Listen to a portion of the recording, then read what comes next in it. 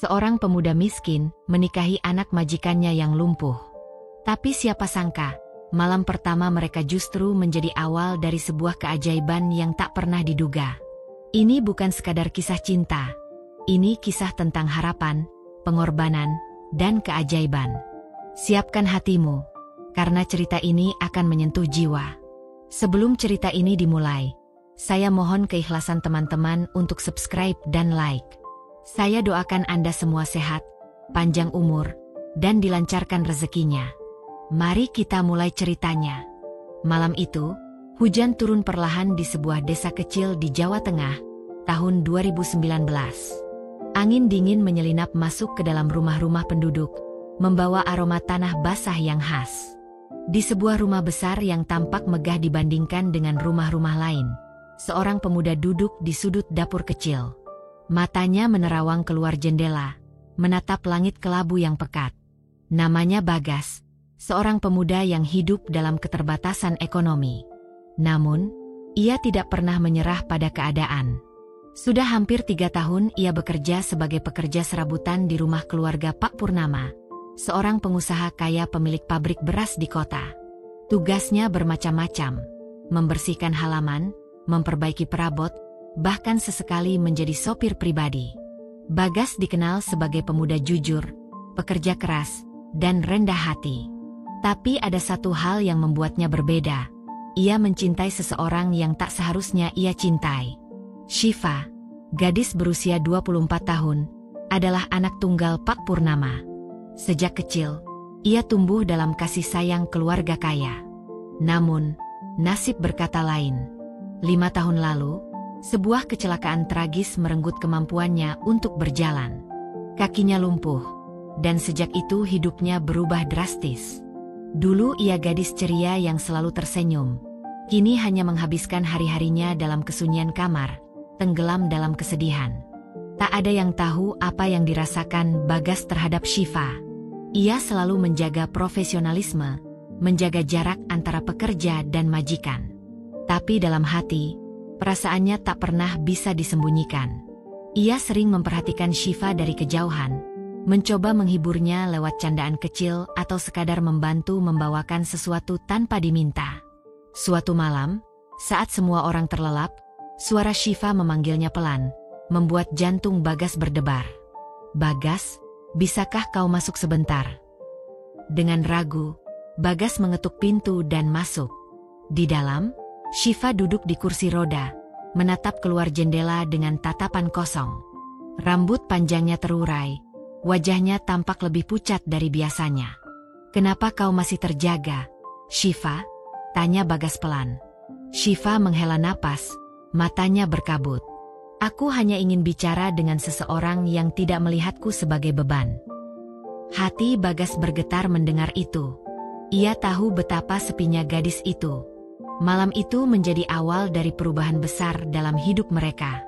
Setiap malam, tanpa sepengetahuan orang lain, mereka berbicara banyak hal. Tentang hidup, impian yang hancur, dan ketakutan akan masa depan. Namun, semakin lama, perasaan Bagas sulit ia kendalikan. Hingga suatu hari, rahasia itu terungkap dengan cara yang tidak terduga. Pak Purnama memergoki mereka berbicara tengah malam. Wajahnya merah padam karena amarah. "Apa yang kau lakukan di sini, Bagas?" bentaknya. Bagas berdiri kaku, mencoba menjelaskan, namun Syifa lebih dulu menyela. "Ayah, aku yang memanggilnya. Aku hanya ingin bicara." Pak Purnama menggeleng. "Dia hanya pekerja. Kau tak seharusnya dekat dengannya." Syifa menatap ayahnya dengan tatapan penuh luka. Untuk pertama kali, ia berani berkata jujur. "Lalu siapa yang akan menemani aku, Ayah?" "Kau dan ibu sibuk dengan pekerjaan. Aku sendirian. Bagas satu-satunya yang memperlakukanku sebagai manusia, bukan beban." Kata-kata itu membuat suasana hening. Pak Purnama terdiam sejenak, tapi amarahnya belum surut. "Aku tidak mau mendengar ini lagi. Mulai besok, kau tak perlu bekerja di sini lagi." Syifa terkejut. "Ayah, jangan lakukan itu." Namun keputusan itu sudah bulat. Malam itu, Bagas pergi dengan hati berat. Ia meninggalkan rumah yang sudah menjadi tempatnya selama bertahun-tahun. Ia tak tahu, kepergiannya itu adalah awal dari sesuatu yang lebih besar. Sesuatu yang akan mengubah hidupnya selamanya. Dalam hujan yang semakin deras, Bagas berjalan menjauh, tubuhnya basah dan menggigil bukan karena dingin, tapi karena perasaan yang berkecamuk dalam dada. Ia merasa hancur. Semua kerja kerasnya selama bertahun-tahun berakhir begitu saja, hanya karena sebuah perasaan yang tak seharusnya ia miliki, cinta pada Syifa. Ia sadar, dirinya bukan siapa-siapa. Hanya pemuda miskin tanpa pendidikan tinggi. Tapi mengapa hatinya menolak untuk menyerah? Hari-hari berlalu. Bagas berusaha mencari pekerjaan baru. Namun nasib seolah menolak membantunya. Tak ada yang mau mempekerjakan pemuda tanpa latar belakang pendidikan tinggi. Ia akhirnya bekerja serabutan, menjadi kuli panggul di pasar, mencuci piring di warung, apapun asal bisa bertahan hidup. Sementara itu, di sisi lain, Syifa semakin terpuruk. Ia tak pernah merasa sesepi ini sebelumnya. Bagas adalah satu-satunya yang mampu membuatnya tersenyum. Di tengah keterpurukan tanpa kehadiran Bagas, hari-hari Syifa menjadi semakin gelap dan sunyi. Pak Purnama dan istrinya, Bu Ratri, mulai menyadari perubahan yang terjadi pada putri mereka. Syifa yang dulu masih mau tersenyum dan berbicara kini berubah menjadi sosok yang dingin dan pendiam. Suatu malam, saat makan bersama, Bu Ratri mencoba menyentuh hatinya. "Syifa, kenapa makanmu sedikit sekali?" Syifa hanya mengaduk-aduk makanannya tanpa semangat. "Aku tidak lapar, Bu." Pak Purnama, yang duduk di seberang meja, menghela nafas berat. "Ini masih tentang Bagas, bukan?" Syifa menatap ayahnya dengan dingin. "Ayah pikir aku bisa melupakannya begitu saja?" Pak Purnama mengetuk meja dengan kesal. "Kau tak bisa mencintai seseorang seperti dia, Syifa. Dia tak punya apa-apa. Apa kau kira dia bisa membuatmu bahagia?" Syifa menggigit bibir. Matanya berkaca-kaca namun berusaha menahan air mata. "Bahagia itu bukan soal uang, Ayah. Bahagia itu soal bagaimana aku diperlakukan. Bagas memperlakukanku seperti manusia, bukan beban." Bu Ratri menggenggam tangan suaminya, mencoba menenangkan, namun Pak Purnama tetap pada pendiriannya yang keras. Setelah malam itu, Syifa melakukan sesuatu yang tak pernah ia lakukan sebelumnya. Diam-diam, ia mencari tahu keberadaan Bagas. Ia tahu pemuda itu mungkin sudah jauh pergi, tapi ia menolak menyerah. Lewat seorang pembantu lama yang masih berhubungan dengan Bagas, akhirnya Syifa mendapat alamat tempat tinggalnya. Dengan bantuan sopir pribadinya, Syifa nekat pergi menemui Bagas. Sepanjang perjalanan, hatinya berdebar kencang. Ia tak peduli pada omongan orang tua atau dunia di luar sana, yang penting ia harus bertemu Bagas. Saat mobil berhenti di sebuah gang kecil di pinggiran kota, Syifa merasa berat hati. Rumah yang ia tuju hanyalah sebuah kontrakan sederhana, bahkan jauh dari kata layak huni. Tapi inilah tempat Bagas tinggal. Bersama sopirnya, Syifa turun dan mengetuk pintu kayu usang itu. Pintu terbuka. Di sana berdiri Bagas, terkejut melihat tamu tak terduga. "Syifa," suaranya nyaris tak percaya. Syifa menatapnya dengan mata basah. "Aku ingin bicara denganmu." Mereka masuk, duduk di kursi kayu tua. Bagas masih tak percaya bahwa gadis itu benar-benar datang. "Kenapa kau datang?" tanyanya serak. Syifa menggenggam jemarinya, mengejutkan Bagas. "Aku ingin kau kembali." Bagas menggeleng lemah. "Itu tidak mungkin. Ayahmu membenciku. Aku bukan siapa-siapa, bahkan tak bisa menjanjikan masa depan untukmu."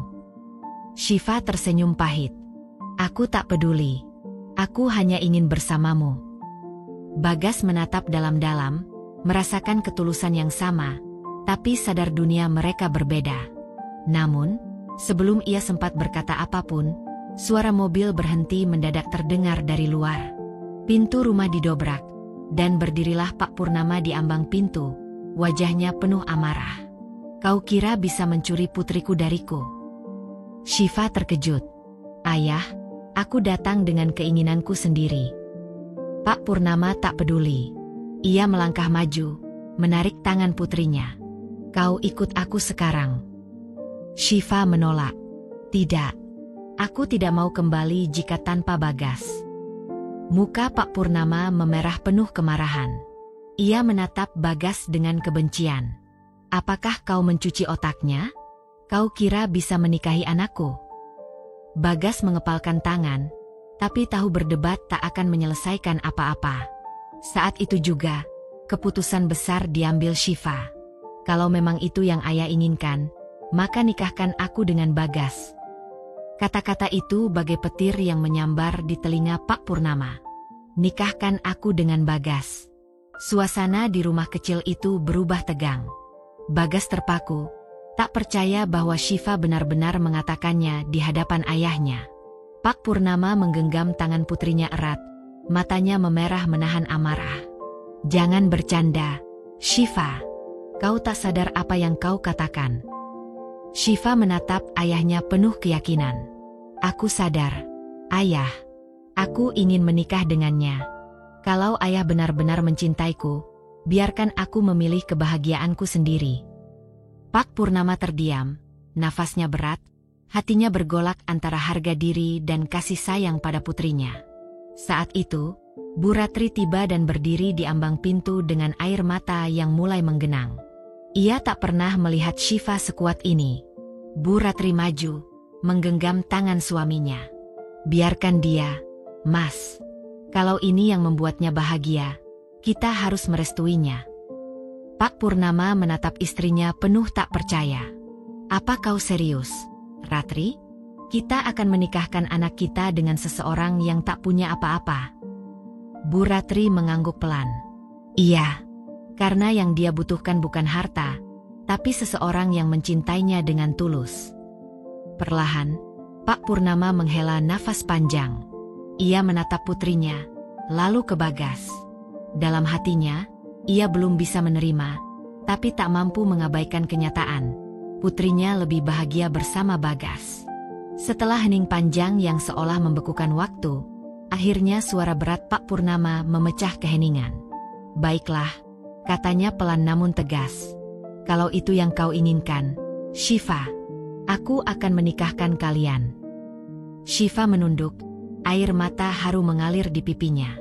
Sebuah senyuman mengembang, bukan karena menang, tapi karena cinta akhirnya didengarkan. Bagas, yang sejak tadi diam terpaku, akhirnya memberanikan diri bersuara. Pak, saya berjanji akan menjaga Syifa seumur hidup saya. Saya memang tidak punya banyak, tapi saya akan memberikan segalanya yang saya miliki, dengan hati yang tulus. Pak Purnama menatapnya tajam, menimbang tiap kata dalam diamnya. Lalu, ia mengangguk sekali. Buktikan padaku. Beberapa minggu kemudian, hari itu pun tiba. Bukan pesta mewah. Tak ada pelaminan emas atau gaun megah. Hanya sebuah akad sederhana di rumah keluarga Purnama. Tapi kebahagiaan yang mengalir di antara mereka lebih megah dari segalanya. Syifa tampak memukau dalam kebaya putih sederhana. Duduk anggun di kursi pengantin, ia tersenyum dalam tangis bahagia. Di sisi lain, Bagas mengenakan buskap polos. Wajahnya tenang, tapi matanya menyala, penuh harap dan janji. Saat ijab kabul diucapkan, Bagas menggenggam tangan penghulu dengan tegas. Saya terima nikahnya Syifa Purnama. Dengan mas kawin tersebut tunai. Sorak haru memenuhi ruangan. Air mata mengalir bebas. Syifa tak percaya. Pria yang dulu hanya diam menghiburnya dari kejauhan, kini sah menjadi suaminya. Malam pun tiba. Malam pertama, bukan hanya sebagai pengantin baru, tapi sebagai dua jiwa yang akhirnya bersatu setelah melewati badai. Syifa duduk di sisi ranjang, tangannya gemetar pelan. Ia gugup, bukan karena takut, tapi karena babak baru telah dimulai. Bagas duduk di hadapannya, tersenyum lembut. Kau masih takut? Bisiknya. Syifa mengangguk kecil. Aku hanya takut tak bisa jadi istri yang baik untukmu. Bagas menggenggam tangannya, hangat dan menenangkan. Bagiku, kau sudah lebih dari cukup, Shiva. Aku tak mencintaimu karena fisikmu. Aku mencintaimu karena kau adalah kau. Air mata jatuh di pipi Shiva. Ia tak pernah merasa dicintai dengan sedalam ini. Lalu malam itu, di tengah cahaya temaram dan keheningan yang hangat, sesuatu yang tak terduga terjadi. Saat Bagas membantunya berbaring, Shiva merasakan sesuatu yang asing namun familiar di kakinya. Sebuah sensasi yang telah lama hilang. Bagas, suaranya bergetar. Bagas menatapnya cemas. Ada apa? Shiva menggigit bibir. Perlahan, ia mencoba menggerakkan kakinya. Dan untuk pertama kalinya setelah 5 tahun, ia merasakannya. Bagas, aku bisa merasakannya. Bagas tersentak. Ia segera meraih kakinya, menyentuhnya perlahan. Kali ini, Shiva merespons. Ia tak salah dengar, tak salah rasa. Ini keajaiban, Shiva. Air mata membanjiri wajah Shiva. Malam pertama mereka, yang seharusnya sederhana, justru menjadi awal dari mukjizat besar. Tak ada yang tahu bagaimana itu bisa terjadi. Mungkin karena kebahagiaan. Mungkin karena cinta yang tak pernah menyerah.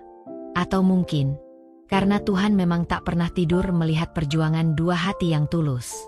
Malam itu mereka berdua menangis. Tapi bukan karena luka, melainkan karena rasa syukur yang tak bisa dibendung. Takdir memang mempertemukan mereka dalam keadaan yang tak mudah.